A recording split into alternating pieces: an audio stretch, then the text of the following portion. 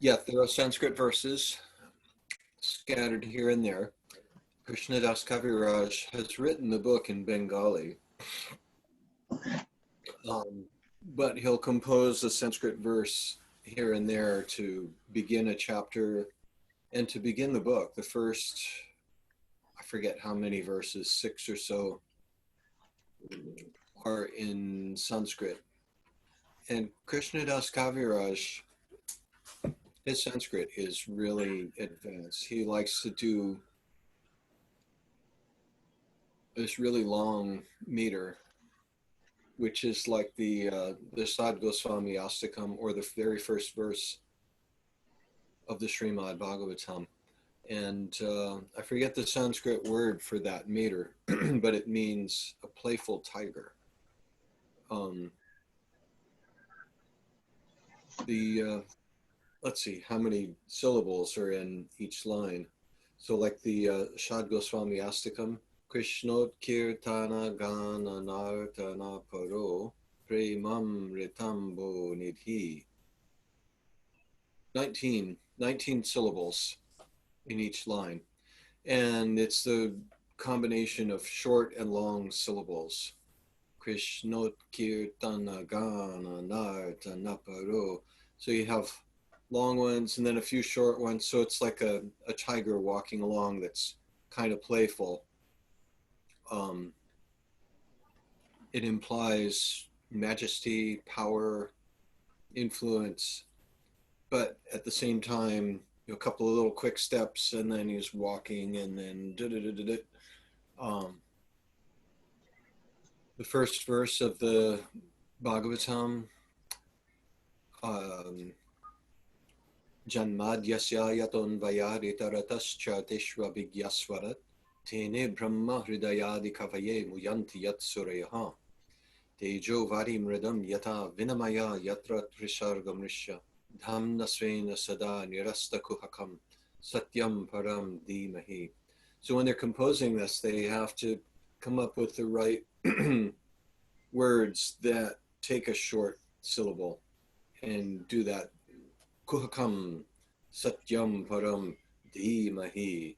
So the long ones and the regular ones and the short ones. There's a lot to composing verses in Sanskrit, and Krishnadas Kaviraj really does, like, yeah, he's got some good stuff. There are some songs written by him. So the first verse of chapter 8, Sri Chaitanya Mahaprabhu, who is known as Gauranga, is the ocean of all conclusive knowledge in devotional service. He empowered Sri Ramananda Roy, who may be likened to a cloud of devotional service. This cloud was filled with the water of all the conclusive purports of devotional service and was empowered by the ocean to spread this water over the sea of Sri Chaitanya Mahaprabhu himself.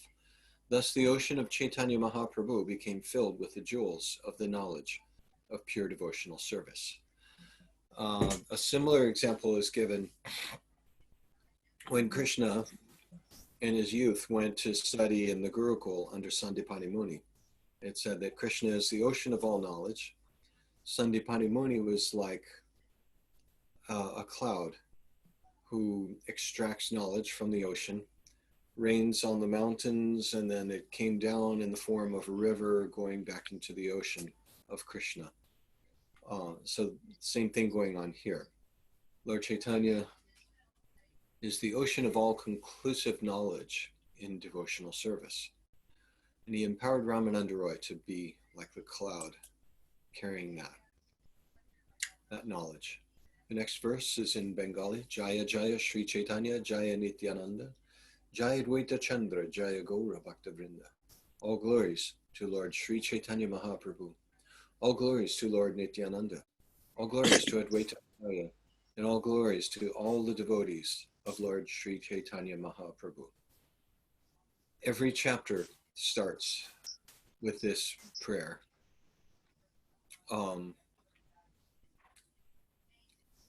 Sometimes he goes into more detail, saying all glories to all the devotees of Lord Chaitanya, all glories to those who read this book, all glories to the audience. he just starts glorifying everybody. Next verse.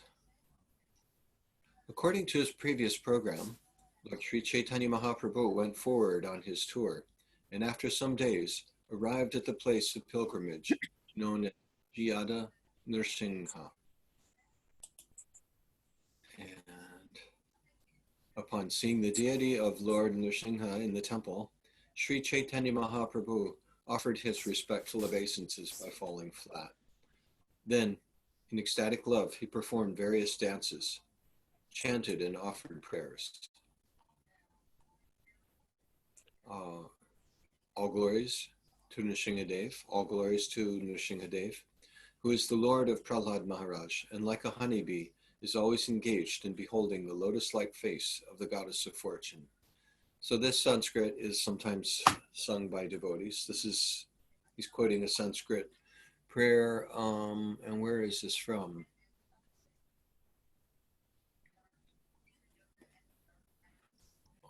He's quoting commentaries by Sridhar Swami. It doesn't say where this is from, but Sri Nrsimha, Jai Nrsimha, Jai Jai Nrsimha. Praladesha, Jaya Padma, Mukha Padma Bringa.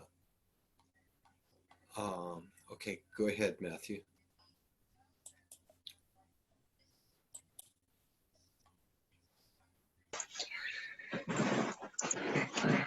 Although very ferocious, the lioness is very kind to her cubs. Similarly, although very ferocious to non-devotees like Hiranyakashipu, Lord Nrsimhadev is very, very soft and kind to devotees like Prahlad Maharaj. In this way, Lord Sri Caitanya Mahaprabhu recited different verses from the Shastra. The priest of Lord Nrsimhadev then brought garlands and the remnants of the Lord's food and offered them to Sri Caitanya Mahaprabhu. As usual, a Brahmin offered Sri Caitanya Mahaprabhu an invitation. The Lord passed the night in the temple and then commenced his tour again. The next morning, in the great ecstasy of love, Lord Sri Caitanya Mahaprabhu started on his tour with no knowledge of the proper direction, and he continued the whole day and night. As previously, Sri Caitanya Mahaprabhu converted to Vaishnavism many people he met on the road. After some days, the Lord reached the banks of the river Godavari. Got some special sound effects happening there. Sorry, we have dogs. Noise. Yep. Okay, go ahead, Anandi. When he saw the river Godavari, the Lord remembered the river Yamuna, and when he saw the forest on the banks of the river, he remembered Sri Vrindavan Dham. After performing his usual chanting and dancing for some time in this forest, the Lord crossed over and took his bath. Took his bath on the other bank. After bathing in the river, the Lord walked a little distance from the bathing place and engaged in chanting the holy name of Krishna. At that time, accompanied by the sounds of music, on a palanquin to take his bath. Many Brahmanas following the Vedic principles accompanied Ramananda Roy.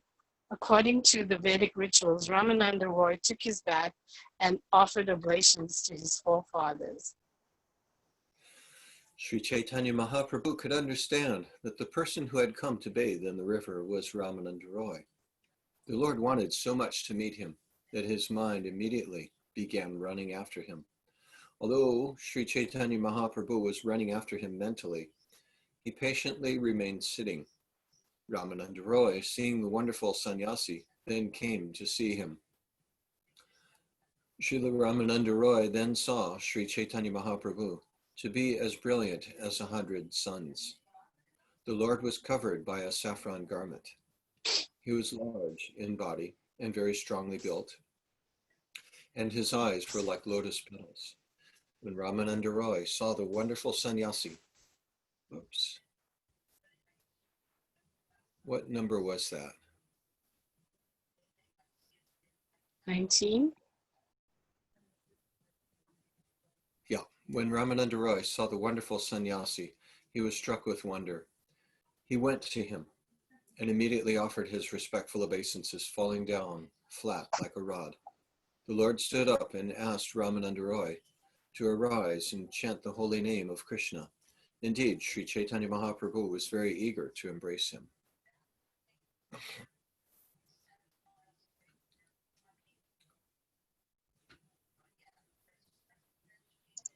Go ahead, Can you Matthew. can you explain that a little? I didn't really follow that very well. Oh, okay. What was it that you didn't follow? Um, What just happened? so Ramananda Roy comes to the river to bathe, and it's describing somebody's having a large body, but I didn't know which of the two characters that was talking about. Oh, okay. Yeah. Okay. Look at text 18. Sri Ramananda Roy then saw Sri Chaitanya Mahaprabhu to be as brilliant as 100 suns. The Lord was covered by a saffron garment. He was large in body and very strongly built, and his eyes were like lotus petals.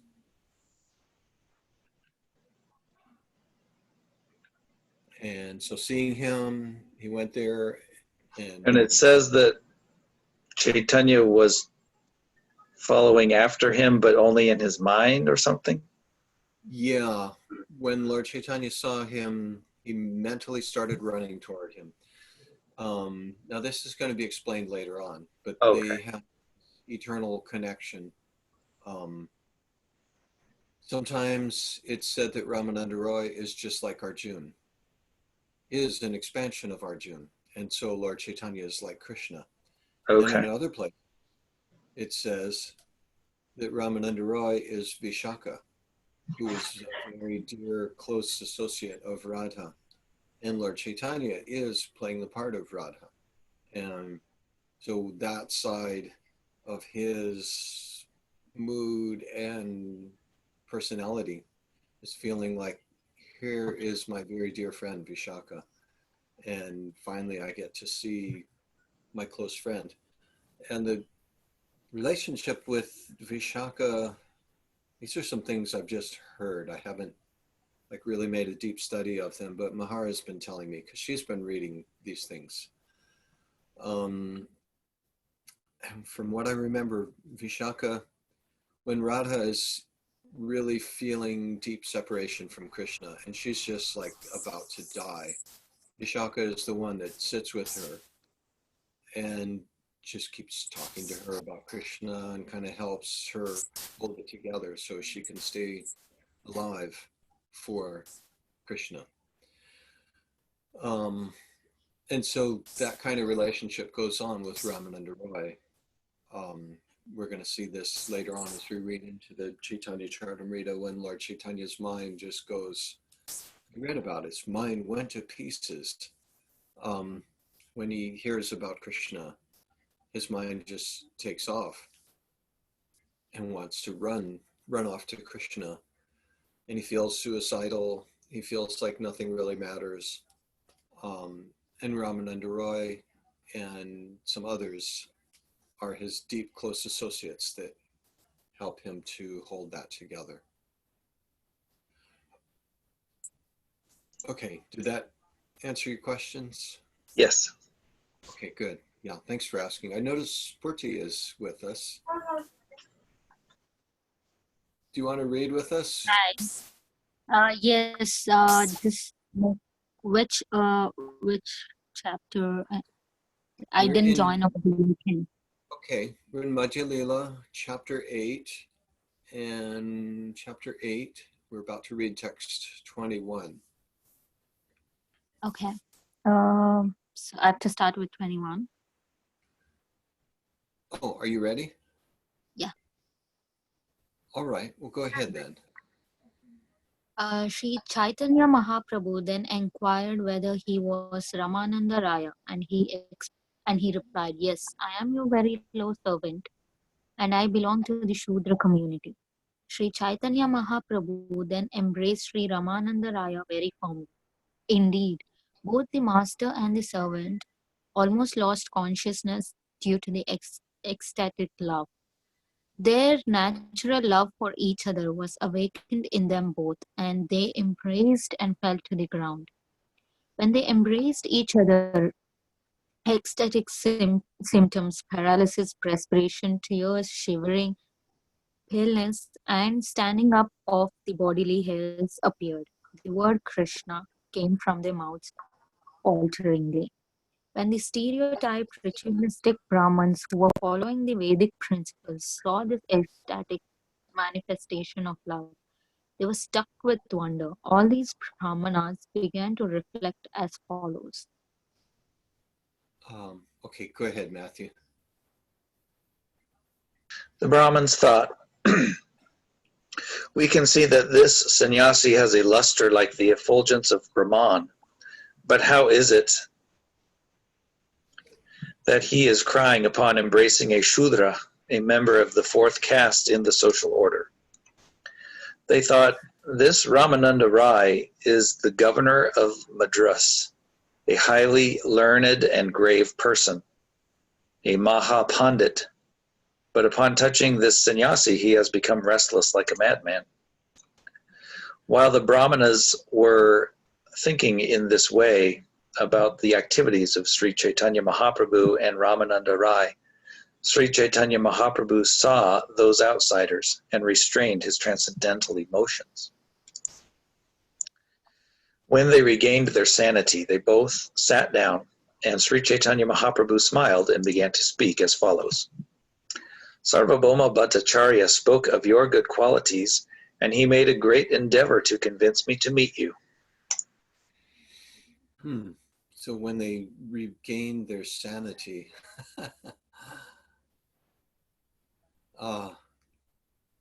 and there's an elaborate description of what kind of insanity they had. Paralysis. What else was in there? They said perspiration. He said the name of Krishna in a faltering voice. Where did that go? Text 24. Paleness, tears, shivering, standing up of the bodily hairs. And that came from embracing each other. So it was like a reunion. There was a lot more going on than what the ritualistic people saw. So these are people who, they know all of the rituals, they know the rules. I was thinking like, okay, say someone knows everything about music. They know about the notes, they know how to play instruments, but they never play music. And then someone comes and says, here, this is what you do with it. And yeah, because there are people that play music that don't know anything. They just pick up something and play beautiful music. They just have that feeling. And so I was seeing that's kind of what's going on here. That's what bhakti is about. It's good to have the knowledge, but without turning it into music, it's like, what's the point? Have you ever heard of the Shags? No. It's like the opposite. It's like the opposite of what you're saying. The Shags, that's another group, one of your favorite groups. It's three sisters who their father is, I don't know if this is my waste of time, but it's a funny story because their father went to a palm reader, and the palm reader told him that his daughters would be a very famous rock group. So he took them out of school and he bought instruments and he gave them lessons. You know, he bought them lessons to play the drums and the bass and the guitar. But these teenage girls had no idea of anything of music. And so then he paid to have a record made, and it's just like the most crazy non-musical thing you ever heard. Oh, okay. Yep, it's always good to consult a palm reader if you're going to start any business venture. They always know what they're talking about. Okay, Anandi, the palm reader told me that it's your turn to read. Text 31. I hope you're not frozen because we can't hear you. Oh no. All right, 31. Indeed, I've come here just to meet you. This is Lord Caitanya speaking. It is very good that even without making an effort, I've gotten your interview here.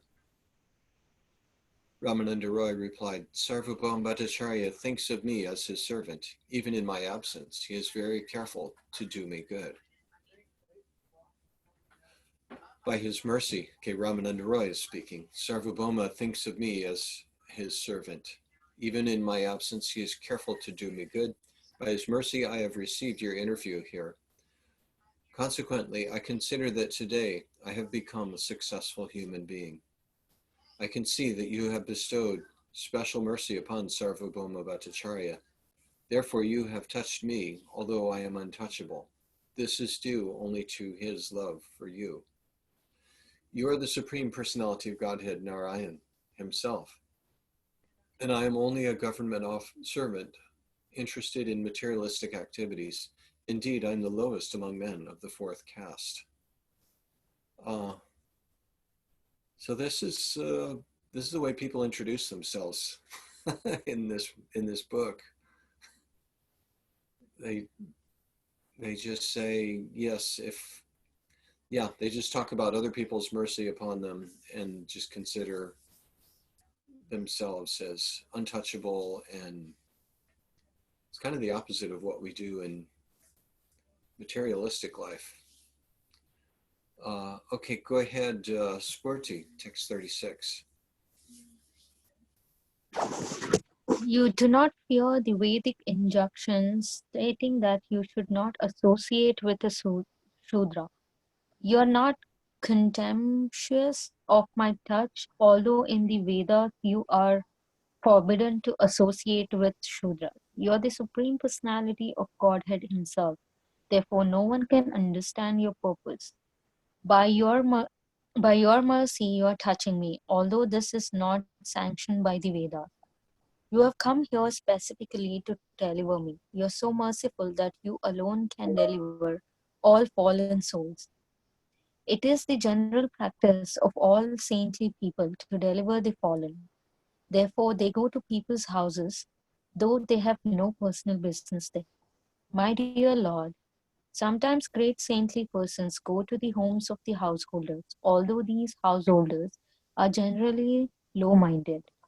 When a saintly person visits their homes, no one can understand that it is of no other purpose than to benefit the householders.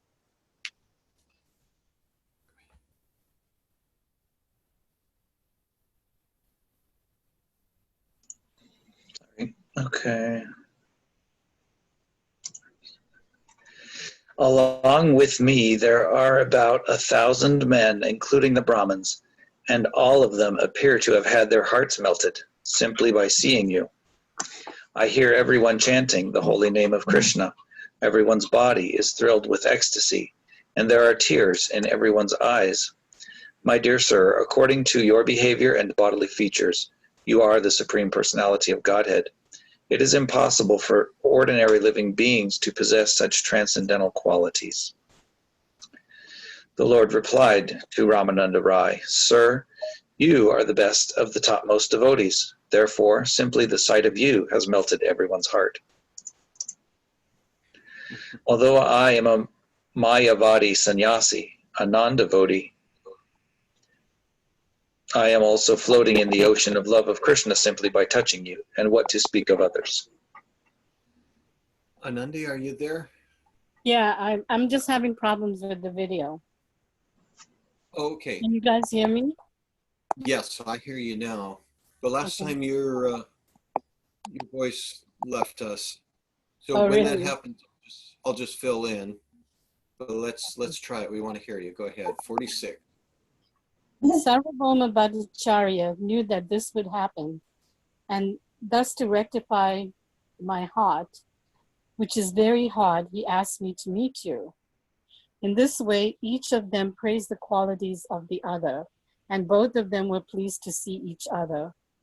At this time, a Brahmana, Vaishnava, following the Vedic principles, came and offered obeisances. He fell flat before Sri Chaitanya Mahaprabhu and invited him for lunch. Lord Sri Chaitanya Mahaprabhu accepted the invitation, knowing the Brahmana to be a devotee and slightly smiling. He spoke as follows to Ramananda Roy. I wish to hear from you about Lord Krishna. Indeed, my mind is inclined to desire this. Therefore, I wish to see you again. Ramananda Roy replied, My lord, although you have come to correct me, a fallen soul, my mind is not yet purified simply by seeing you. Please stay for 5 or 7 days and kindly cleanse my polluted mind. After that much time, my mind will certainly be pure. Although neither could tolerate separation from the other, Ramananda Roy nonetheless offered his obeisances to Lord Sri Chaitanya Mahaprabhu and departed. Lord Sri Chaitanya Mahaprabhu then went to the house of the Brahmin who had invited him and took his lunch there. When the evening of that day arrived, both Ramananda Roy and the Lord were eager to meet each other again. After finishing his evening bath, Sri Chaitanya Mahaprabhu sat down and waited for Ramananda Roy to come. Then Ramananda Roy, accompanied by one servant, came to meet him. Spurti?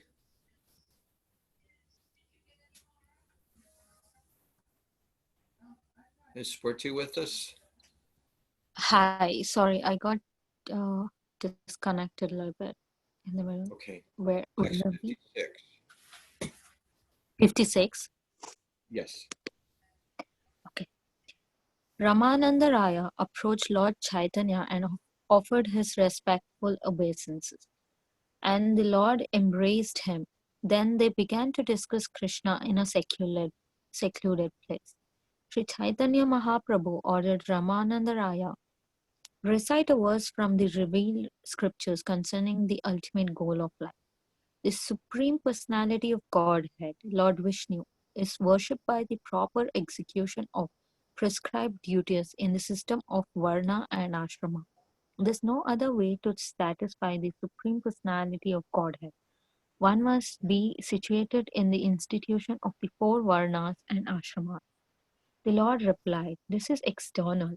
You had better tell me of some other means. Ramananda Raya continued, My dear son of Kunti, whatever you do, whatever you eat, whatever you offer in the sacrifice, whatever you give in charity, and whatever austerities you perform, all the results of such activities should be offered to me, Krishna, the Supreme Personality of Godhead. Okay, the first the first verse that Ramananda Roy quoted was from the Vishnu Purana, and the second verse is from the Bhagavad Gita. So let's hear what Lord Chaitanya says. Go ahead, Matthew. I think in verse 57 we missed part of it. Yeah. Oh, really? Yeah. Okay, we're going through that again. Sri Chaitanya Mahaprabhu ordered Ramananda Raya recite a verse from the revealed scriptures concerning the ultimate goal of life. And we have the purport after that. If one executes the prescribed Where are you? I duties, don't know where she is. it's 57. I'm reading 57 again. Yeah.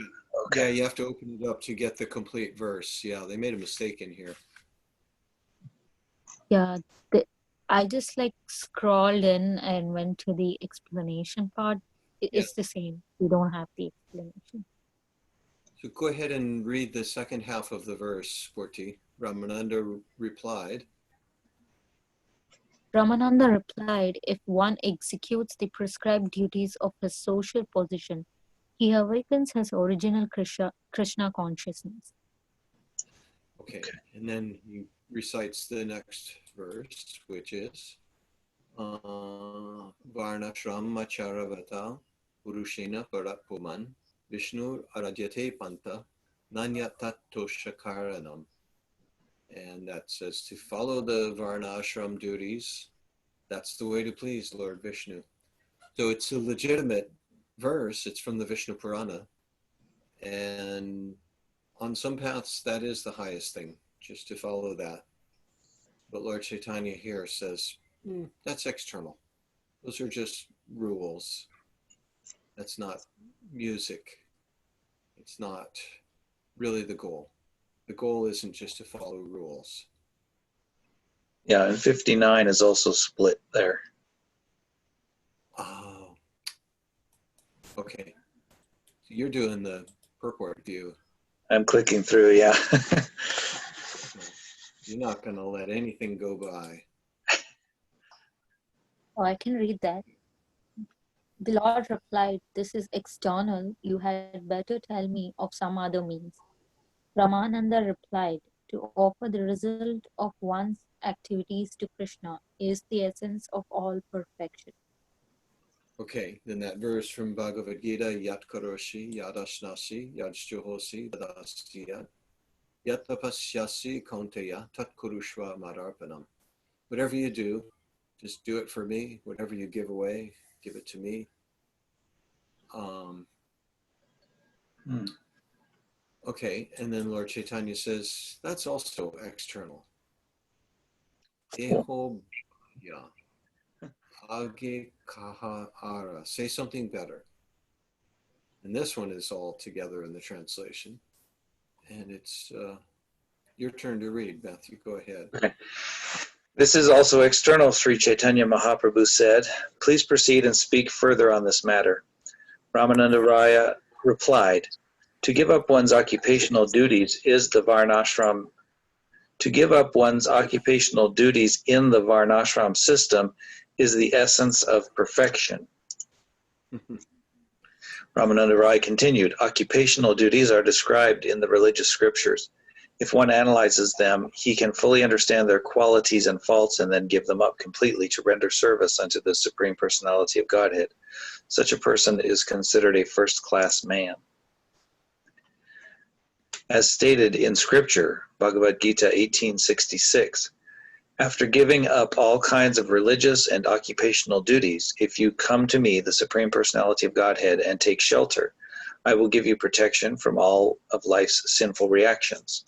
Do not worry. After hearing Ramananda Rai speak in this way, Lord Sri Chaitanya Mahaprabhu again rejected his statement and said, go ahead and say something more. Ramananda Rai then replied, devotional service mixed with empiric knowledge is the essence of perfection. Ramananda Rai continued, according to the Bhagavad Gita, one who is thus transcendentally situated at once realizes the Supreme Brahman and becomes fully joyful. He never laments or desires to have anything. He is equally disposed toward every living entity. In that state, he attains pure devotional service unto me. Okay, Anandi. Are we in 66? Yes, that's right. After hearing this, the Lord, as usual, rejected it, considering it to be external devotional service. He again asked Ramananda Roy to speak further, and Ramananda Roy replied, pure devotional service without any touch of speculative knowledge is the essence of perfection. Ramananda Roy continued, Lord Brahma said, my dear Lord, those devotees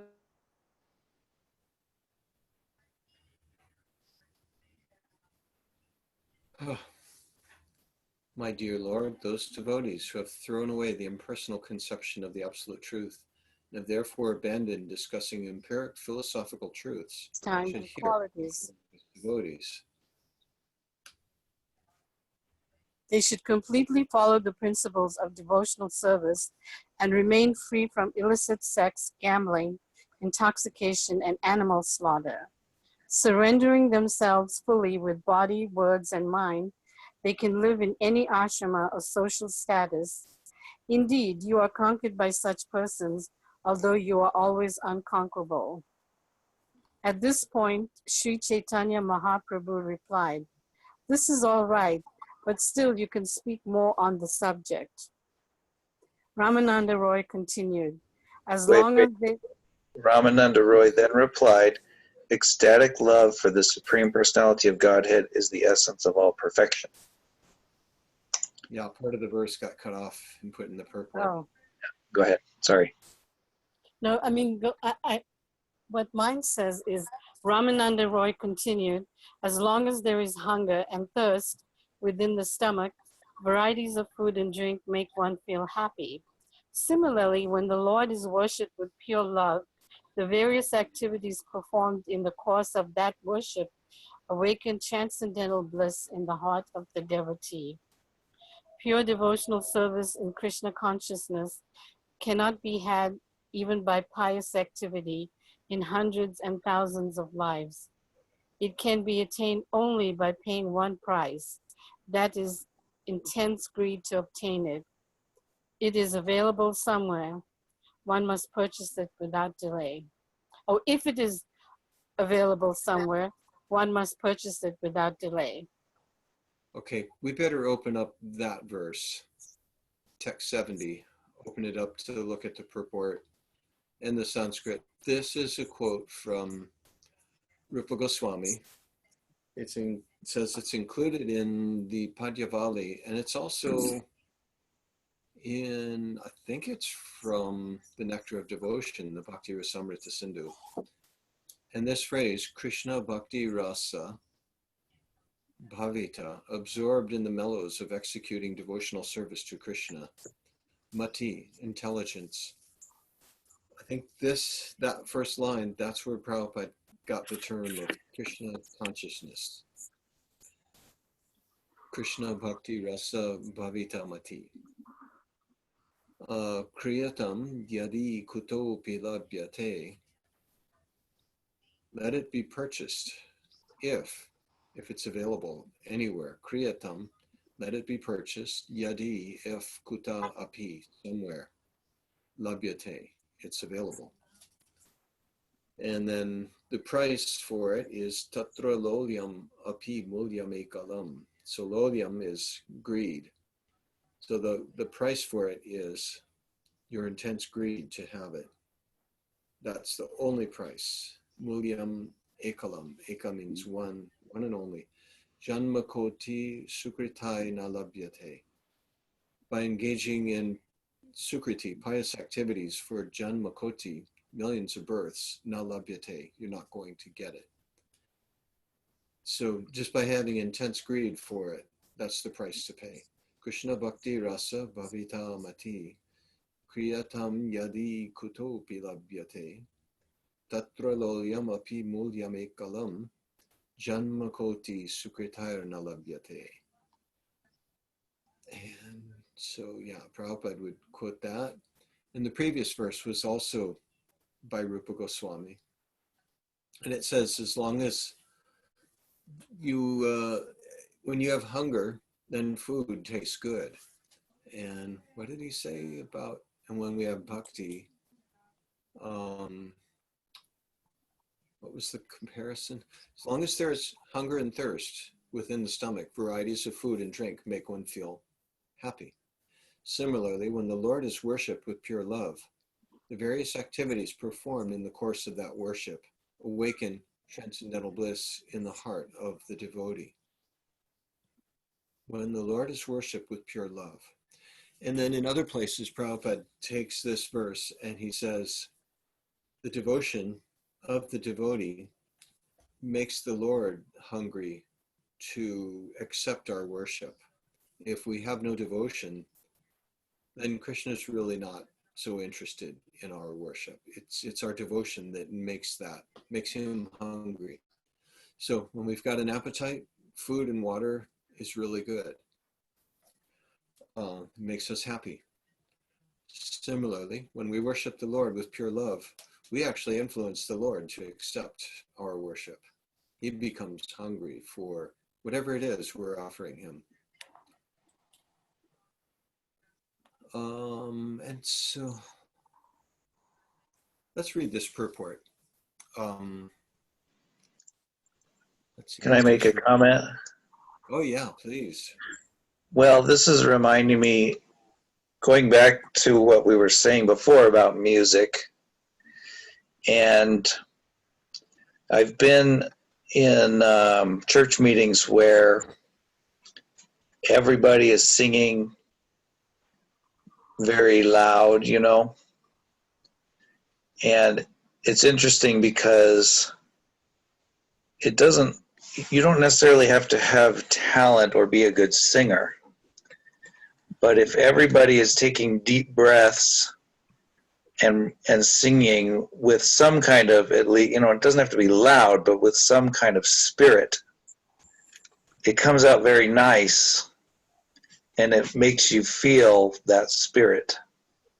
And that it's interesting because the word spirit, at least in some languages, I guess, like you know, the Hebrew language, means breath. And then on the other hand, you know, I've been in a lot of meetings that have been very kind of lukewarm and boring, and a lot of people are like, "Oh, I can't sing. I don't have any talent. I'm just going to kind of mouth the words." And it's a very sad kind of lame type of worship, you know. Oh man, you use the word sad. It is. When we try, but we try half-hearted, it is sad. But when you put everything into it, even if you have no talent, it's beautiful. It's Yeah. happy. It's fulfilling. Yeah, good point. So that's what this purport's going to be about.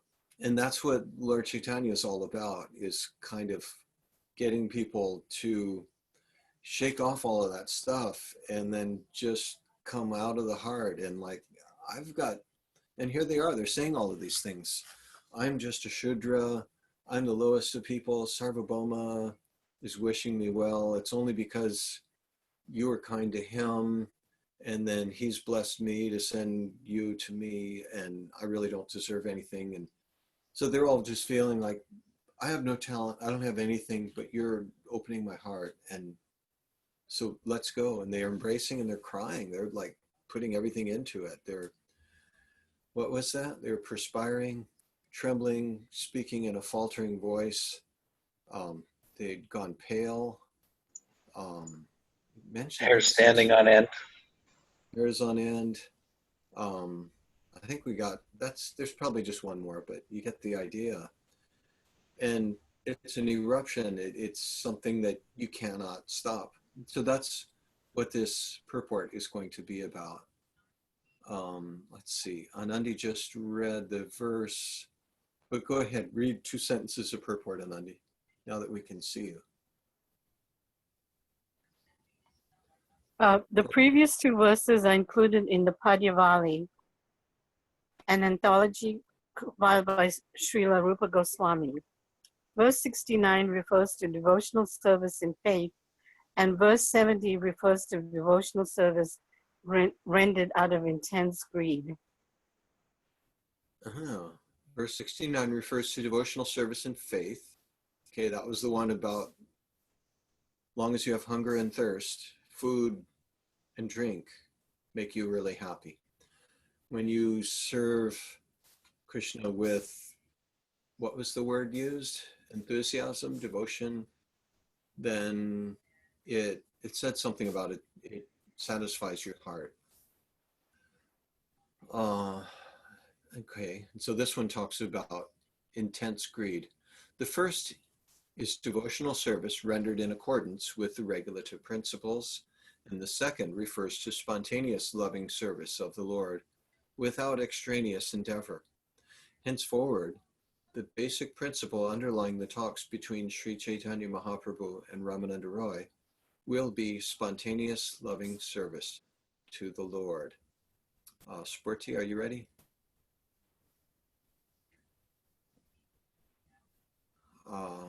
Okay, go ahead, Matthew. The regulative principles according to the injunctions of the Shastras are necessary insofar as one's original dormant Krishna consciousness is not spontaneously awakened. An example of spontaneous action is the flowing of rivers into the ocean.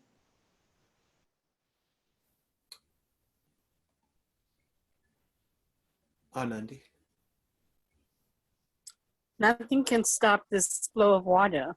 Similarly, when one's domain Oh, sorry. Similarly, when one's dormant Krishna consciousness is awakened, it spontaneously flows to the lotus feet of Krishna without impediment. Whatever will be spoken henceforward by Ramananda Roy, based on spontaneous love, will be agreeable to Sri Caitanya Mahaprabhu, and the Lord will ask him more and more about this subject. Okay, we've discussed this before. We're kind of pushing this ourselves up the mountain, and once we get to the top of that mountain, then we will be propelled by spontaneous attraction. If we don't keep pushing ourselves, it would seem like we're going to roll back into the wrong valley, the valley of depression and sadness and no enthusiasm. But we're pushing ourselves. We're making the effort. And once we get to the top, then it becomes like river flowing to the ocean. Nothing can stop it. All right. I saw Spurty on there. Yeah. Are you with us? Okay. Yes, yes. Read 71, but it looks 71. like it's broken. You got to read part of the purport to get the whole translation. Okay, sure. Hearing up to the point of spontaneous love, the Lord said, "This is all right, but if you know more, please tell me." In reply, Ramananda Raya said, "Spontaneous loving service is servitude, as exchanged by master and servant, is the highest perfection." Oh, let's read this purport. It's got this, it's talking about mamata. Now, this is, last time I went through this, it was pretty cool. Let's see if we can understand what's going on here. Go ahead, Matthew, purport. Spontaneous loving service to the Lord is called devotional service, with an intimate attachment between the servitor and the served. This intimacy is called mamata. Between the servitor and the served, there is a feeling of oneness. Anandi? I'm sorry, I'm a little lost. You're going to skip me. Oh, okay, we're in the purport to 71. Sporty, are you in? Yeah, between Go the ahead. servitor and the served, there is a feeling of oneness. This mamata begins with dasya prema, service rendered to the master by the servant. Anandi, did you find it? No, I'm having issues. I'm sorry. Okay. Unless there is such a relationship, the loving affairs between the Lord and his devotee are not actually fixed. When the devotee feels, the Lord is my master, and renders service unto him, Krishna consciousness is awakened. This fixed consciousness is on a higher platform than simple cognizance of love of Godhead. So mamata means this, there's like a feeling of possession. The Lord is mine and I am the Lord's. So mamata begins with dasya prema, the service rendered to the master by the servant. So this is beyond the realm of neutrality, shantaras, where there's just appreciation. The Lord is great, God is great. But as a servant, one feels like the Lord is my master. You have some possession of him. So this is big. This is real important, this mamata word. All right, so go on, read the next verse, Sporty. Okay, 1 second. 72. A man becomes purified simply by hearing the holy name of the Supreme Personality of Godhead, whose lotus feet create the holy places of pilgrimage.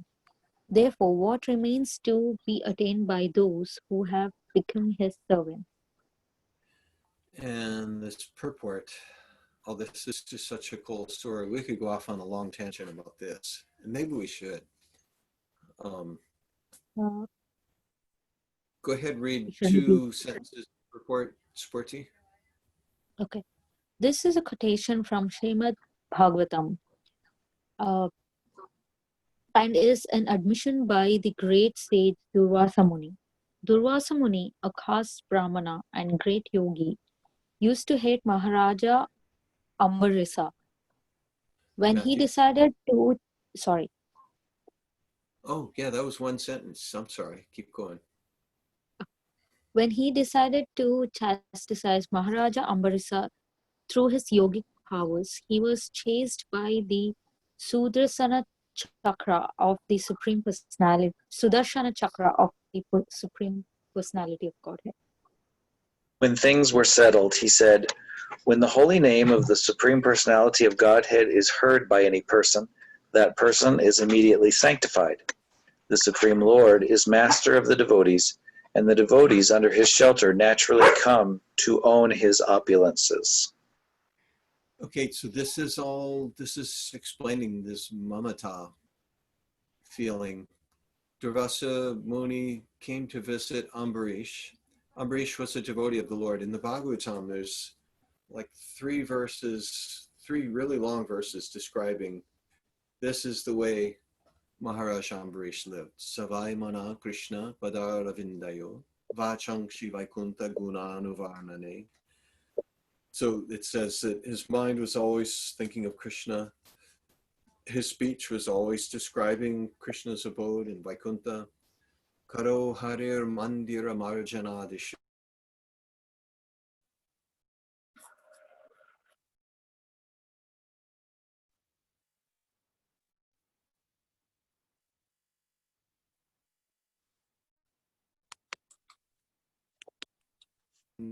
So it goes through, explains all of his.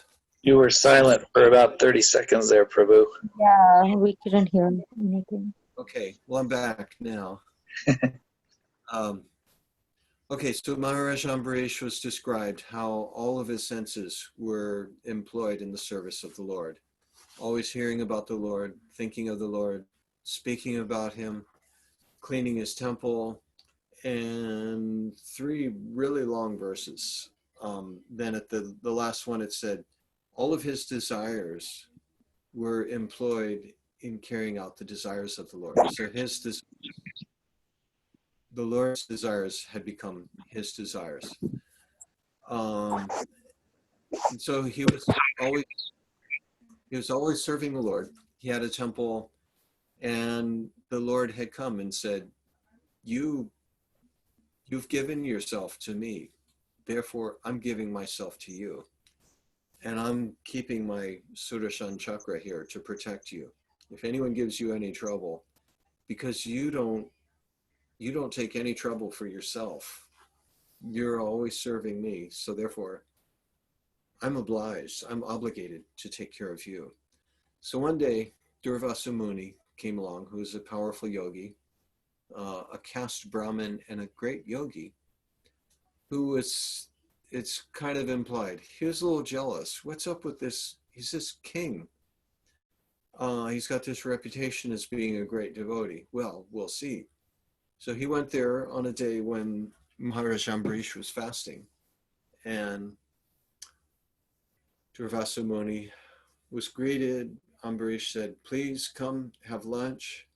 And Durvasa Muni said, all right, I'm going to go bathe in the river and then I'll come back and have lunch. Meanwhile, the time for Ambarish to break his fast came about.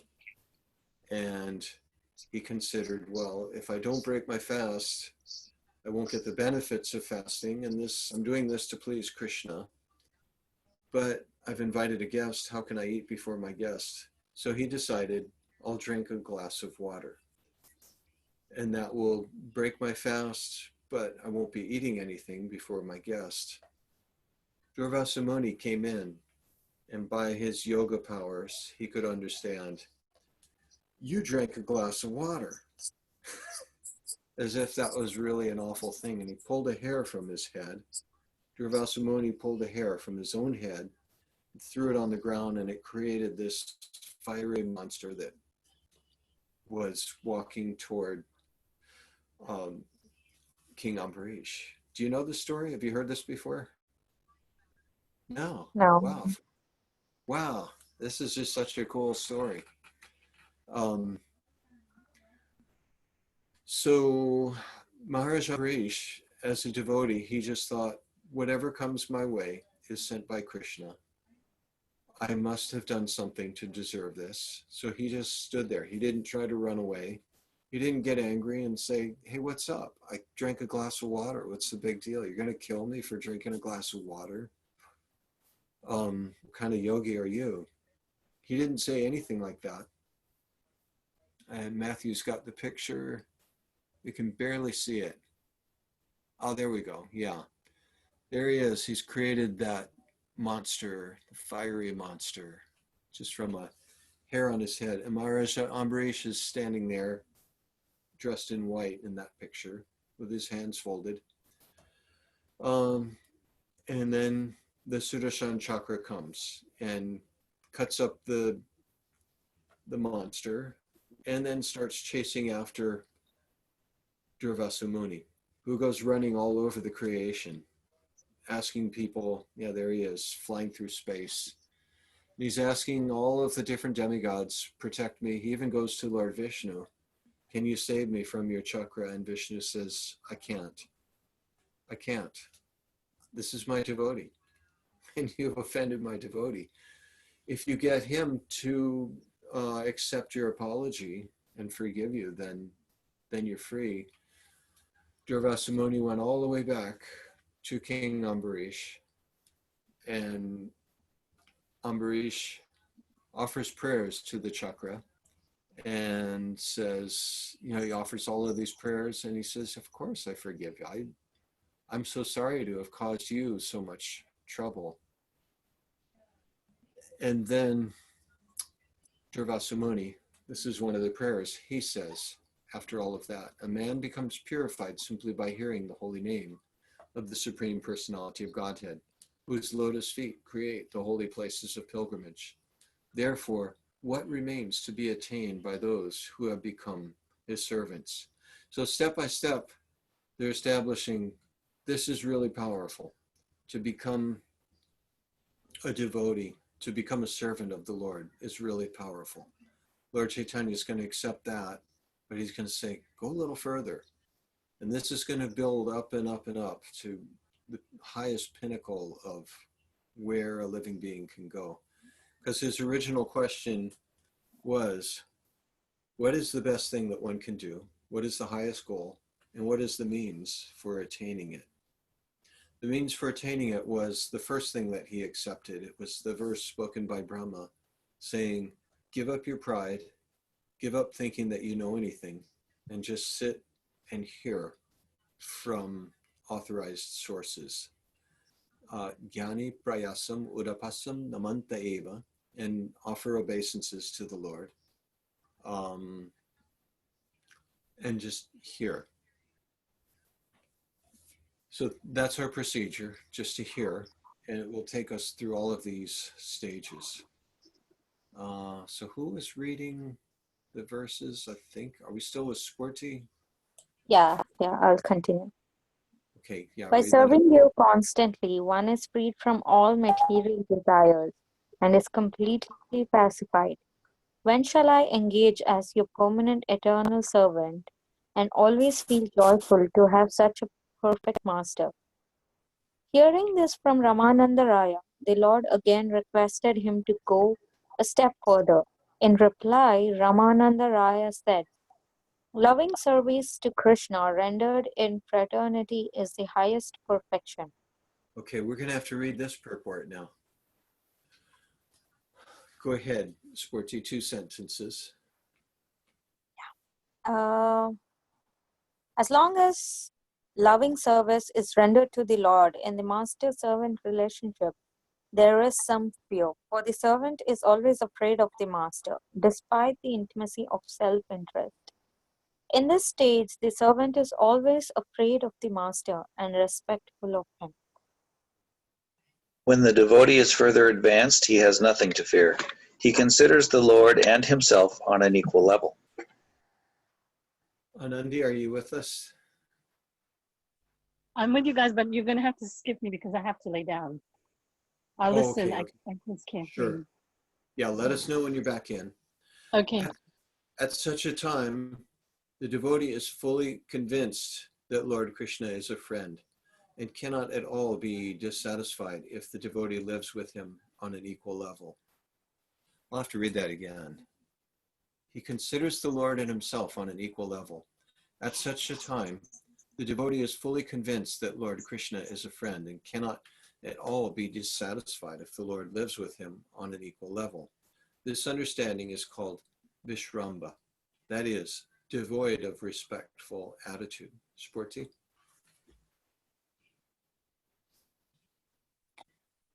When the attitude is chosen, it becomes Sakya Prema, or love of Godhead in friendship. On this stage, there is developed consciousness of equality between the Lord and the devotee.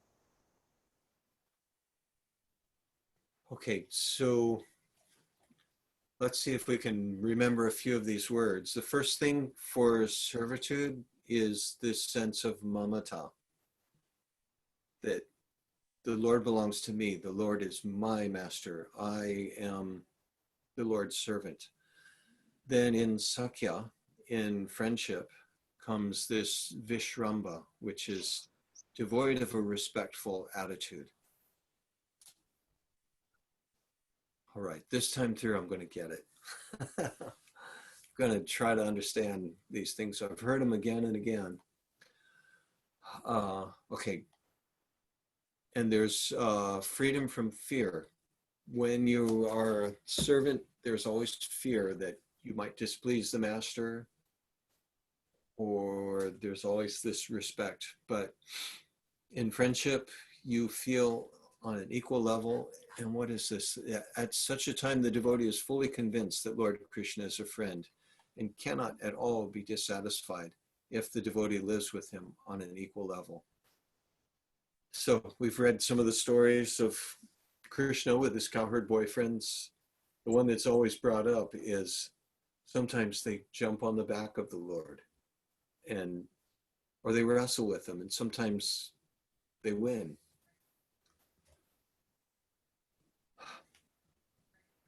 All kinds of things. And sometimes somebody will steal something from Krishna's plate. Or sometimes they'll take a bite of something from their plate while they're eating out in the forest. And they say, wow, this is really good. Krishna, try some of this. And they'll give them something that they've bitten from.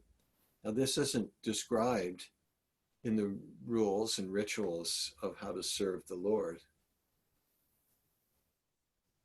All right, so let's move on. What's next? What could possibly be higher than this? And then you Neither quote, the, yeah, go ahead. oh, sure, okay. Neither those engaged in the self-realization of appreciating the Brahman effulgence of the Lord, nor those engaged in devotional service while accepting the Supreme Personality of Godhead as Master, nor those under the clutches of Maya, thinking the Lord an ordinary person, can understand that certain exalted personalities, after accumulating volumes of pious activities, are now playing with the Lord in friendship as cowherd boys. Okay. And that was Shukadev Goswami appreciating the good fortune of the cowherd boys who played with Krishna and ate with him on the banks of the Jamuna. Go ahead, Matthew. The Lord said, "This statement is very good, but please proceed even further." Ramananda Rai then replied, "Loving service to the Lord in the parental relationship is the highest perfectional stage." Okay, let's read this little purport. Go ahead, Matthew. The stage of loving service to the Lord in parental affection is an advanced stage of love in fraternity. In the fraternal relationship, there is a sense of equality, but when that sense of equality is advanced in affection, one attains the platform of parental love. In this connection, the following verse is cited from Srimad Bhagavatam, wherein Maharaj Parikshit voices his appreciation of Nanda Maharaj's and Mother Yashoda's intense love for Krishna. So in fraternity, in friendship, there's a sense of equality. But in parental love, I think what it comes to is you feel superior to the Lord. You feel the Lord is dependent on you as a child. Okay, go ahead.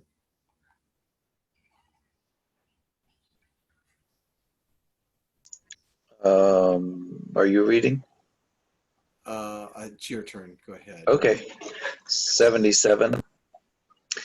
Ramananda Rai continued, O Brahmana, what pious activities did Nanda Maharaj perform by which he received the Supreme Personality of Godhead Krishna as his son? And what pious activities did Mother Yashoda perform that made the absolute Supreme Personality of Godhead Krishna call her mother and suck her breasts? The favor Mother Yashoda obtained from Sri Krishna, the bestower of liberation, was never obtained even by Lord Brahma or Lord Shiva, nor even by the goddess of fortune who always remains on the chest of the Supreme Personality of Godhead Vishnu. The Lord said, your statements are certainly getting better and better, one after the other, but surpassing all of them is another transcendental mellow, and you can speak of that as the most sublime. Ramananda Rai then replied, conjugal attachment for Krishna is the topmost position in love of Godhead. All right, let's go into this purport. In general, love of Godhead is devoid of the intimacy of ownership. In the case of love in servitude, there is a want of confidence. In general, love of Godhead is devoid of the intimacy of ownership. Okay, I thought that was the first thing in servitude. Okay, in the case of love and servitude, there is a want of confidence. There is a want of increased affection in the fraternal relationship, and even when this affection increases in the parental relationship, there is nonetheless a want of complete freedom. However, when one becomes a conjugal lover of Krishna, everything lacking in the other relationships is completely manifest. Sporty?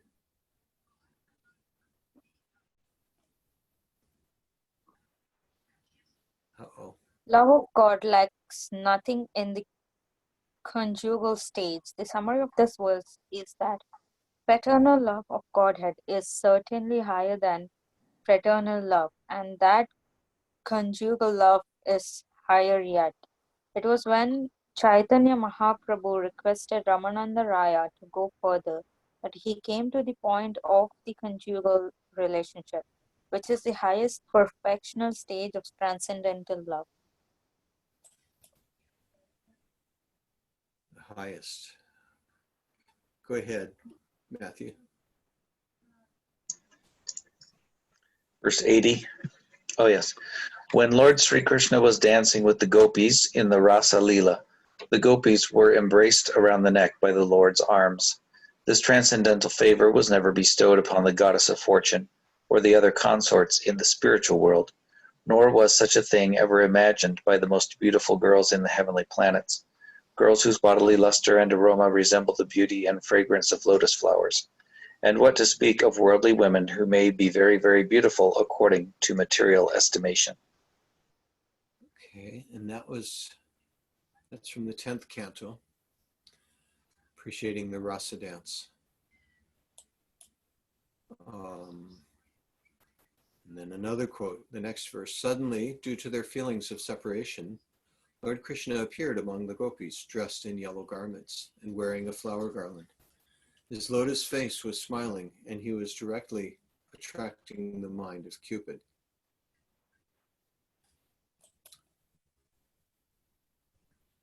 There are various means and processes by which one may attain the favor of Lord Krishna.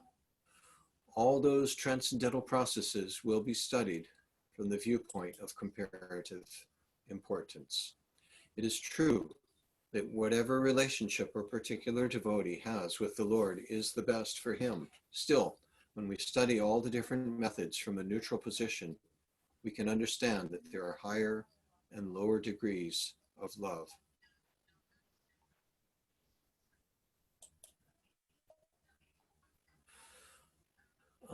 And then a quote from Bhakti Rasamrita Sindhu: increasing love is experienced in various tastes, one above the other. But that love which has the highest taste in the gradual succession of desires manifests itself in the form of conjugal love. There is a gradual order of improvement in transcendental mellows, from the initial ones to the later ones. In each subsequent mellow, the qualities of the previous mellows are manifested, counting from 2, then 3, and up to the point of 5 complete qualities. And I think this would be a good place to end, because he gets into one more topic, which is surprising. So we'll leave this as another cliffhanger.